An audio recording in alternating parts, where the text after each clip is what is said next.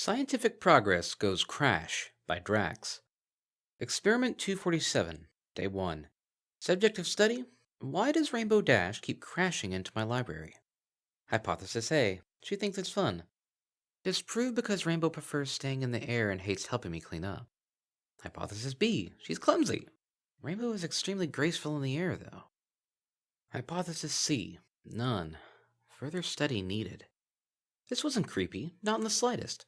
All Twilight was doing was using a spell to observe and track Rainbow Dash's movements.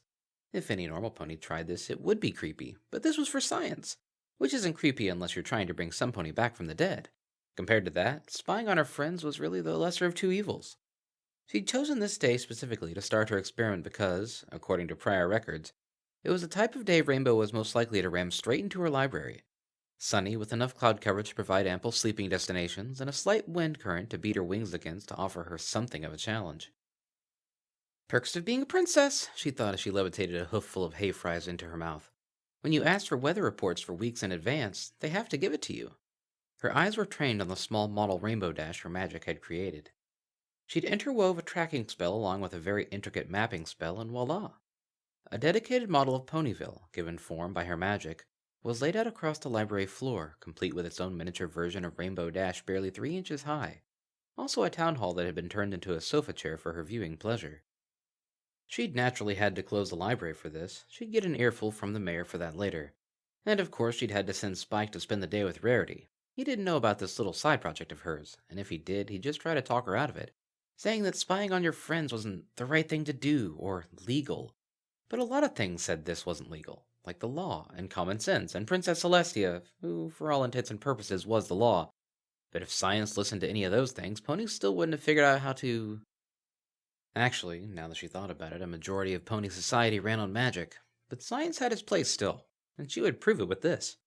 Still though, no matter how adorable watching a tiny Rainbow Dash stuff cupcakes into her mouth in a doll-sized sugar cube corner was, there was only so much she could take before she got bored. Not that this was the most riveting work to begin with, she sighed. So far she had Dash on record for waking up early in the morning in her cloud house, which was proudly hanging over Twilight's coffee table, and then doing a good 2 hours of exercise and stretches before heading off to work. She was there for a good chunk of the morning, dashing back and forth, grouping clouds together or clearing them from certain areas. During this, though, Rainbow Dash showed her usual amount of control, passing over the library several times and flying nowhere near it. Doesn't really prove anything, though, Twilight said as she scribbled notes about her findings into a small leather notebook she'd brought out just for this occasion. Rainbow always says she was trying some new trick when she bursts in here. Besides, no matter how massive this tree is, it's still a good deal below cloud cover. Still, it was a noteworthy observation. After work, Rainbow had made a beeline for Sweet Apple Acres, which had strangely enough manifested itself sideways on a collection of books about apple farming. After grabbing a stepladder so she could continue her research, Twilight spent what amounted to a good 4.5 hours watching her miniature Dash sleep in an apple tree. Then another 2 hours watching her flit around Sweet Apple Acres after falling out of a tree, presumably bucked out and then chased by Applejack. Now with evening fast approaching, Rainbow had settled down for a snack.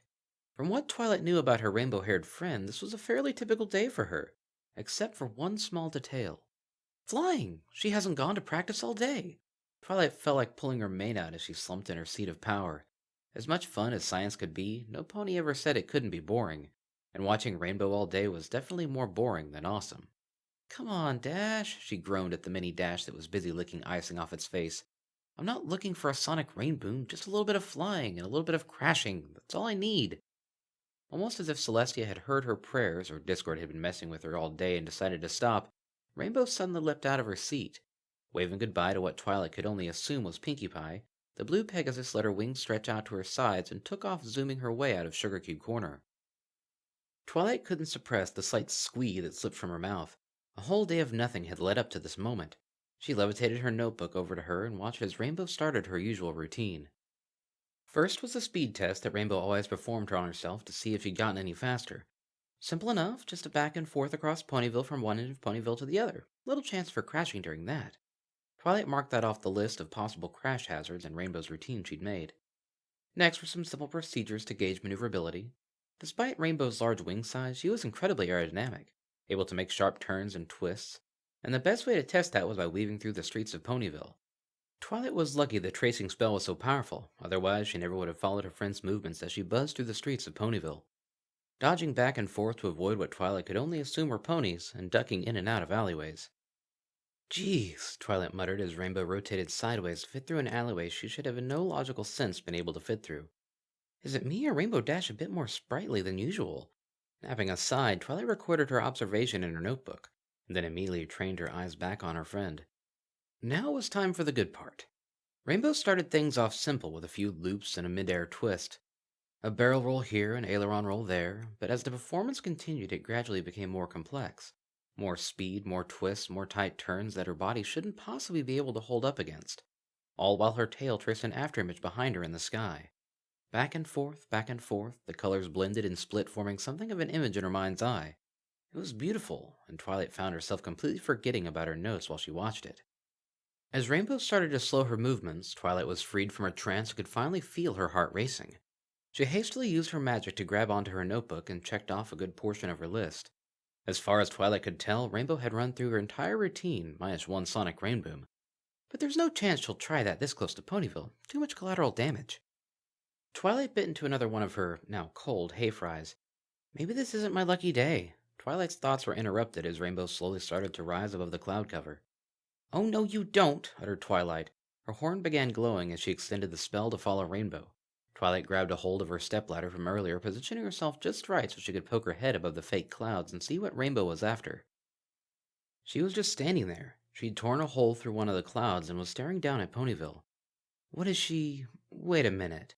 Twilight brought her head out of the clouds, twisting her body as best she could to get a good idea of what Rainbow was looking at. Twilight's brows furrowed as revelation dawned on her. She wouldn't, she growled. Twilight's suspicions were confirmed, though, when a rainbow trail broke through the cloud covering, zooming at Mach speed straight for her library. Twilight thought quickly, dissipating the spell and grabbing a book off her shelf. She laid down where she was and opened it to a random page. When Rainbow Dash sped through, it appeared like she'd spent the entire day reading. Wait for it, thought Twilight. Rainbow Dash incoming in 1, 2... Crash! There it was. The sound Twilight had gotten so used to. She had to give Rainbow some credit, though. When she came spiraling in, she'd managed to break a window, a vase from Celestia, and knock over the entire collection of the Trotsford Dictionary for the last 30 years, beating out her old record from just a few weeks ago. Rainbow had landed dead smack on Twilight's coffee table. I knew there was a reason I got that thing reinforced, Twilight thought to herself. It wouldn't do to be distracted, though. Rainbow was starting to come to her senses. It was time to put on a show. She walked over to the table, shaking her head all the way. Really, Rainbow Dash? How many times does that make it this week? She asked, an air of annoyance in her voice. The blue Pegasus shook herself, leaping down from the table so she could look her friend in the face. I don't really know. She brushed a hoof through her mane, partially out of embarrassment and partially to brush some spare vase pieces out of there. I think this is the third time if we count Sunday, she chuckled nervously. Twilight's eyes narrowed. Oh, we're definitely counting Sunday. And just like Sunday, you're going to clean all this up. Rainbow groaned but didn't say anything else. She knew complaining would be useless. Twilight pointed a hoof at the knocked-over books, and Rainbow slowly began the process of reshelving them. She'd done this enough that she knew their order and didn't need Twilight to watch over her. Which was a relief to Twilight. She was pretty sure if she had to talk to Rainbow too much, she'd just end up screaming. All this time, Rainbow had been purposely ramming herself into the library. Why? Twilight hissed. Doesn't make sense. That thought would constantly pick away at Twilight as she tried to recover all the pieces of the vase so she could put it back together. It was slow work that was only interrupted every once in a while for Twilight to try and probe Rainbow for answers. She asked her what tricks she'd been doing, where she'd thought she'd gone wrong. All she got, though, were standard answers from her. She'd been trying something new, overshot where she was supposed to stop, and landed on the library on accident. Twilight tissed as the last piece of the vase was melded into place by her magic. Nothing I haven't heard before, she thought. Rainbow was done with her organizing job and now was standing by, waiting to be scolded as usual. She was shuffling her legs back and forth and looking incredibly guilty. Normally, this look would work on Twilight. She'd tell Dash not to do it again and then send her on her way. Not this time, though. Oh no.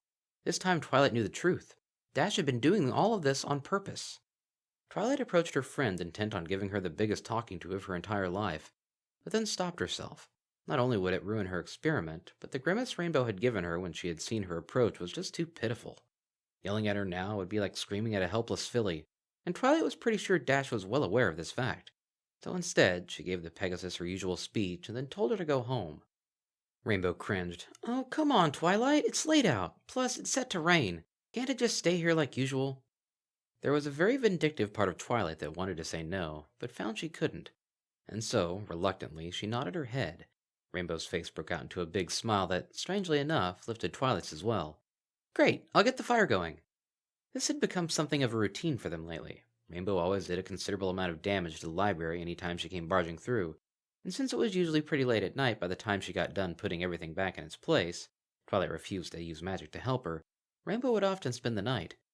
After igniting her horn to fix the window, there were thankfully less pieces of that than the vase, Twilight began walking through the steps of their routine. While Rainbow started the fire, Twilight had to grab something to drink, preferably cocoa, and covers off her bed to keep them extra toasty. It was nice, but ultimately not something Dash would spend hours of organizing to do. Ha! Just the thought of it makes me want to laugh. Loyal or no, there's no way Rainbow would go through all that just to spend time with me. Whatever reason Rainbow decided to crash, both literally and figuratively, into her home was momentarily forgotten as Twilight placed a cup of hot cocoa down next to the Pegasus in question. She had already wrapped herself in a cover cocoon and the fire was blazing. Twilight smirked. You're seriously going to hog all the covers? Rainbow scoffed. What are you talking about? I totally saved you some space, see? Rainbow wiggled her body, revealing a small Twilight-sized hole next to her. Twilight shook her head in disbelief, but still crouched down and began to back herself into the opening.